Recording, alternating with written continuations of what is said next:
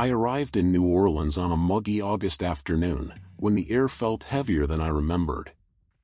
The sun was still high, marking 85 degrees Fahrenheit on the rental car's dashboard, and the humid heat clung to my skin like a wet blanket.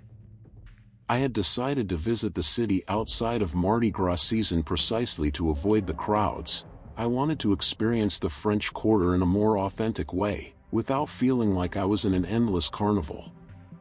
Driving through the narrow streets felt like moving through a living painting.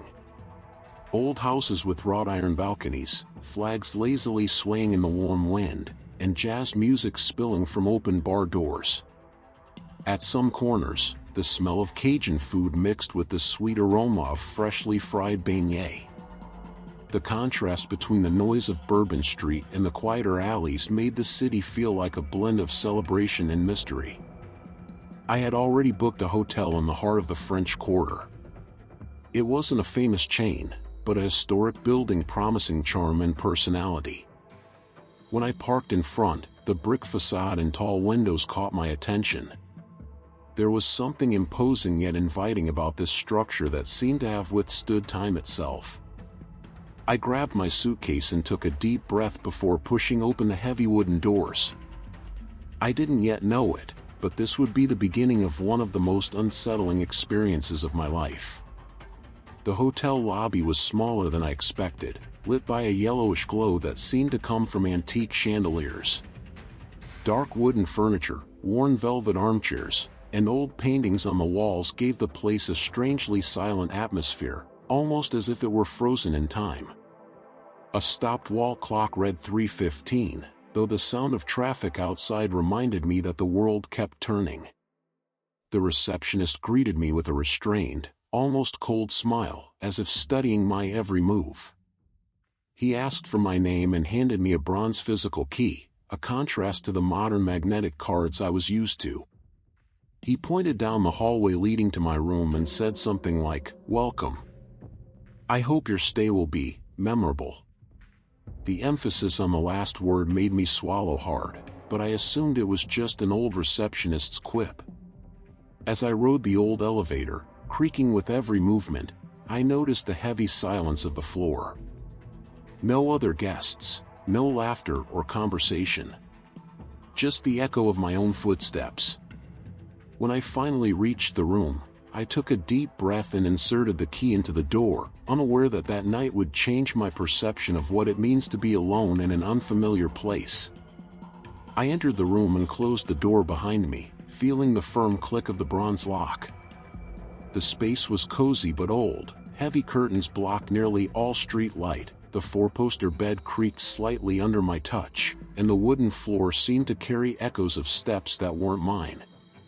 A bedside lamp with a fabric shade cast a warm glow, throwing shadows that danced across the walls adorned with paintings of old New Orleans landscapes. I decided to turn on the TV to fill the silence, but even at a low volume, the noise from Bourbon Street seemed to penetrate the thick walls. After a quick shower and heating a bottle of water in the microwave, I flopped onto the bed, trying to relax. It was around 2 a.m. when it all began. A sharp snap from the hallway made me sit up immediately. I thought it might be a guest arriving or the old wood settling. But then I heard footsteps, slow, heavy, as if someone were approaching my door. The hallway was dark, and I could swear the sound stopped and started at intervals that seemed deliberate. The old phone on the bedside table rang once. I picked it up, but the line was dead. Silence. My heart began to race, and I tried to convince myself it was just drunk people returning from parties or typical old building noises. Still, the feeling of being watched was undeniable. Somehow, I could sense that something or someone was out there, waiting, silent. I closed my eyes and tried to ignore it, but the sound of footsteps seemed to follow my heartbeat, even though I remained still. The next morning, I decided to explore the French Quarter a bit to clear my mind. I walked to Café du Monde, savored warm beignet dusted with powdered sugar, and drank a strong espresso while watching jazz musicians scatter notes through the hot air. The walk distracted me, but couldn't fully erase the strange feeling from the previous night. Upon returning to the hotel, carrying a bag of souvenirs, I noticed a man standing in the hallway of my floor. He looked out of place, dressed simply, almost old-fashioned, but his eyes, intense and fixed, sent chills down my spine. Before I could greet him, he leaned in and whispered, "Don't stay more than 2 nights here." "Nobody does." His voice was low but carried an urgency that could not be ignored. I tried to ask who he was or what he meant, but he just gave me an enigmatic look and disappeared quickly through a side door. The stranger seemed to appear out of nowhere, and the door he entered didn't lead to any visible corridor, just a solid wall on the other side. I returned to my room, still perplexed. That encounter seemed impossible, but the memory of his voice and warning hammered in my mind. Something told me he wasn't joking, and that the hotel held secrets no one wanted revealed. As I locked my door again, the feeling of being watched hadn't disappeared. If something was out there, it would wait for the right moment. The second night arrived with an apprehension I couldn't ignore. Walking down the hallway to my room, I felt the same strange silence as always. No other guests, no murmurs or laughter, just the echo of my own footsteps. The bronze key turned in the door with a click that sounded louder than it should, as if the metal resonated through the empty hallway. I settled into the bed and tried to watch TV, but the distant noise from Bourbon Street wasn't enough to distract me. Around 2 a.m., I heard the footsteps again. Slow, heavy, deliberate. Each creak of the wooden floor seemed to match my heartbeat.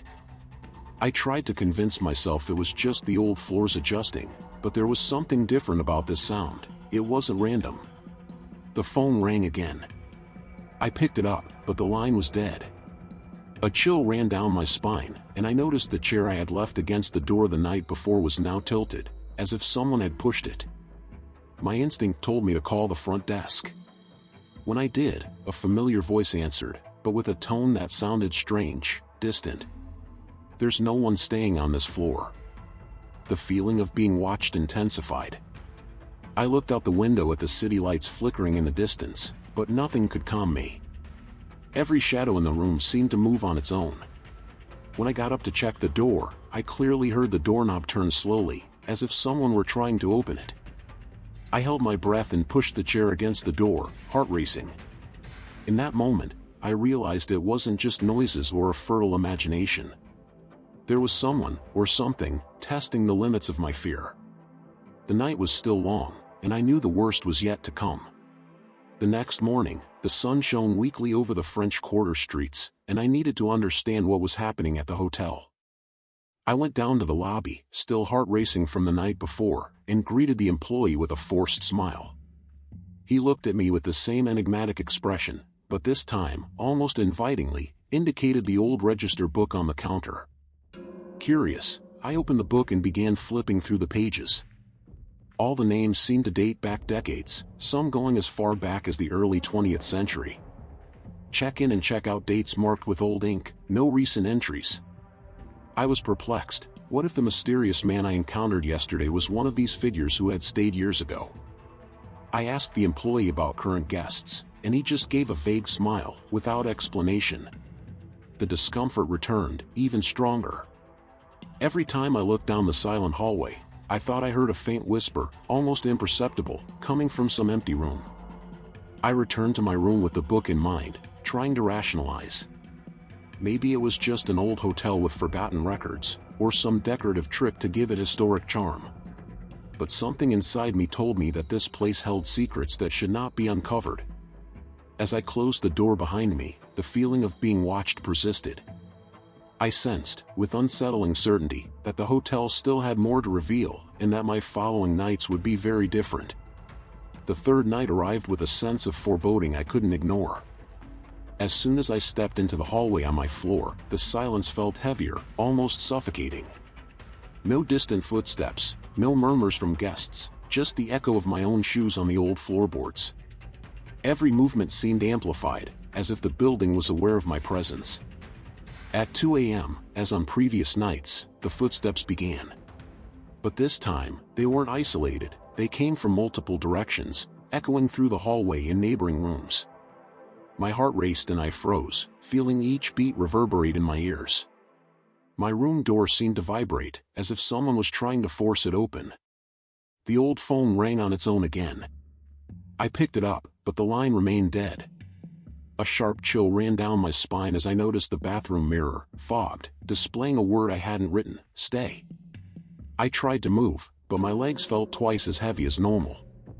The sense of confinement was real, overwhelming, and every shadow in the room seemed to move independently, almost consciously. Desperate, I tried to call 911. The call kept dropping, and each ring echoed through the room, amplifying the terror. The chair I had leaned against the door the night before was now on the floor, as if someone had pushed it. The atmosphere felt alive, waiting for me to give in to fear. I sat on the floor, trying to control my breathing, while the footsteps continued, always precise, always near. It was impossible to know if they were real or a product of my exhausted mind. But something inside me told me that night, the hotel would reveal its true face, and I would never forget what I was about to witness. When the first light of morning filtered through the heavy curtains, something changed. The room door, which the night before had seemed locked by some invisible force, opened without resistance. It was as if the hotel, after hours of silence and tension, had finally decided to release me. I took a deep breath, trying to regain composure, and stepped out slowly, watching every shadow in the hallway with caution.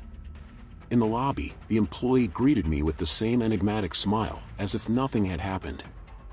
I asked about the strange events of the night, but he just shrugged and said, "Good morning, sir.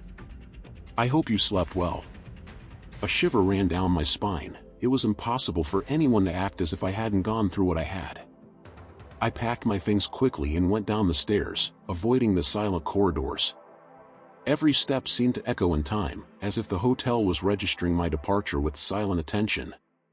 Outside, the hot New Orleans sun lit the city as if nothing had happened. As I drove away, I looked back at the historic building in the rearview mirror. Every window was dark, except the one of my room, and for a moment, I swear I saw someone looking back. I knew, at that moment, that I should never return. On the way back to the airport, I couldn't shake the feeling that the hotel held secrets no one should know. I quickly searched online and found only vague mentions in obscure forums, reports of guests who never made it past the third night, deleted comments, stories that seemed more legend than fact. I tried to rationalize it all as fatigue, stress, or an overactive imagination. Still, every detail of the 3 nights haunted me: the calculated footsteps, the mirror with the word "stay," the mysterious man in the hallway. Even weeks later, every time I think of the room door or the reflection I saw in the rearview mirror, I get chills. Maybe it was just paranoia. Or maybe, just maybe, the hotel knows that certain visitors are not meant to leave so easily. I never returned. And I know I will never forget what I experienced in that silent, ancient building in the heart of the French Quarter.